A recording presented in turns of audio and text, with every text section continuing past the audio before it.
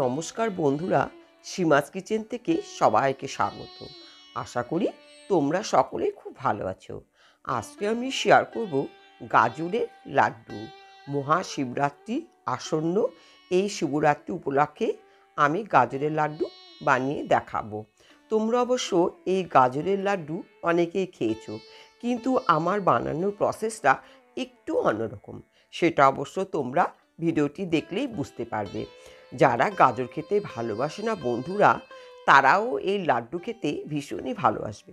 তাহলে চলো বন্ধুরা, শুরু করি গাজরের লাড্ডু। এর জন্য 3-4টে গাজর আমি খুব ভালো করে ধুয়ে পরিষ্কার করে নিয়েছি। তারপরে একটা চাকু দিয়ে গাজরের বোটাগুলো প্রথমে কেটে নেব, নিয়ে তারপরে সব গাজরগুলো আমি চেঁচে নেব। তবে চাকু দিয়ে যারা অনভ্যস্ত তারা অবশ্য এই কাজের জন্য বটিও ইউজ করতে পারো, তাতে কোনো অসুবিধা নেই। এইভাবে আমি চাকু দিয়ে গাজরের বোটাগুলো খোসা ছাড়িয়ে নিয়েছি। এবার আমি এরকম একটা গ্রেটারের সাহায্যে গাজরগুলোকে গ্রেট করে নেব। তোমরা চাইলে এই গ্রেটারের পরিবর্তে বটি দিয়েও সরু সরু করে কেটে নিতে পারো। দেখো বন্ধুরা, এইভাবে আমি সব গাজরগুলোই সরু সরু করে গ্রেট করে নিয়েছি। এবার একটা কড়া নিলাম, কড়ার মধ্যে আমি ঘি দিলাম। তোমরা চাইলে এটা সম্পূর্ণ ঘি দিয়েও করতে পারো, আবার একটু সাদা তেলের সঙ্গেও ঘি দিতে পারো। তবে আমি এটা ঘি দিয়েই করছি। ঘি একটু গরম হলে এই গ্রেট করা গাজরগুলো ছেড়ে দিলাম। বন্ধুরা, তোমরা এটা কিন্তু নাও ভাজতে পারো, কিন্তু আমার মতে একটু ভেজে নিলে গাজরের যে একটা কাঁচা গন্ধ সেটা কিন্তু থাকবে না। তোমরা এটা টিপস হিসাবেও মেনে নিতে পারো। তারপরে একটু ভাজা হয়ে গেলে, খুব বেশি ভাজার দরকার নাই, সামান্য একটু ভেজে নিয়ে তুলে নিলাম।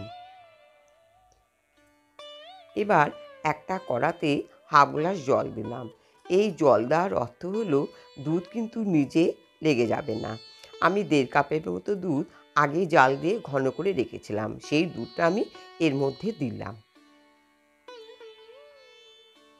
এই ফাঁকে দুধ জাল হতে হতে আমি এই ভেজে রাখা গাজরগুলো একটু গ্রেট করে নেব। তোমরা চাইলে অবশ্য নাও গ্রেট করতে পারো। দেখো, গ্রেট করা হয়ে গেছে। দেখো, এদিকে দুধও কিন্তু একদম কমে এসেছে। এবার গ্রেট করা গাজরগুলো এর মধ্যে দিলাম। একটা স্প্যাচুলার সাহায্যে খুব ভালো করে মিশিয়ে নিতে হবে। তবে বন্ধুরা, খেয়াল রাখতে হবে হিট কিন্তু কোনো ক্রমেই বেশি দেওয়া যাবে না। এবার আমি পুজোতে যে নকুলদানা ব্যবহার করি সেটা ফেলে না দিয়ে এর মধ্যে দিলাম 4 মগজ, চিনি আর একটা এলাচ। দিলাম আবারও একটু ঘি। এবার একদম লো হিটে বন্ধুরা খুব ভালো করে ভেজে নিতে হবে, যতক্ষণ না কড়া থেকে চলে আসছে। দেখো, এই যে কড়া থেকে কিন্তু উঠে আসতে দেখেছো বন্ধুরা? এই দেখো, তার মানে কি বলো তো, লাড্ডু বানানোর জন্য একদম রেডি হয়ে গেছে। এবার আমি একটা প্লেটে তুলে নিলাম। এবার দেখো বন্ধুরা, হাতে একটু ঘি মাখিয়ে নিলাম, নিয়ে এইভাবে হাতের তালু দিয়ে ভালো করে ডলে ডলে মেখে নিতে হবে, যাতে স্মুথ হয় একদম। এইভাবে প্রথমে আমি গোল করে নিয়ে, দেখো হাতের সাহায্যে এইভাবে ডলে ডলে নিয়ে তারপরে 2 হাত দিয়ে আমি পাকিয়ে নিলাম। ঠিক এইভাবে কিন্তু ডলে নিতে হবে, আবার 2 হাতের তালু দিয়ে পাকিয়ে নিতে হবে। দেখো, আমি এইভাবে কিন্তু সব লাড্ডুগুলো তৈরি করে ফেলেছি। এবার একটু 4 মগজ দিয়ে আমি ডেকোরেশন করে নিলাম। 4 মগজগুলো আমি আগে থেকে একটু ড্রাই রোস্ট করে রেখেছি, তাহলে টেস্ট কিন্তু আরও একটু বেড়ে যায়। এই লাড্ডু খেতে ভালোবাসে না এমন কেউ নেই। আমার মনে হয় সকলেরই একটা খুব পছন্দের এই লাড্ডু। গাজরের লাড্ডু একদম রেডি। নতুন বন্ধুরা যারা প্রথম আমার ভিডিওটি দেখছো, প্লিজ আমার চ্যানেলটি সাবস্ক্রাইব করে বেল বাটন অন করে দিয়ে আমার পাশে থেকো।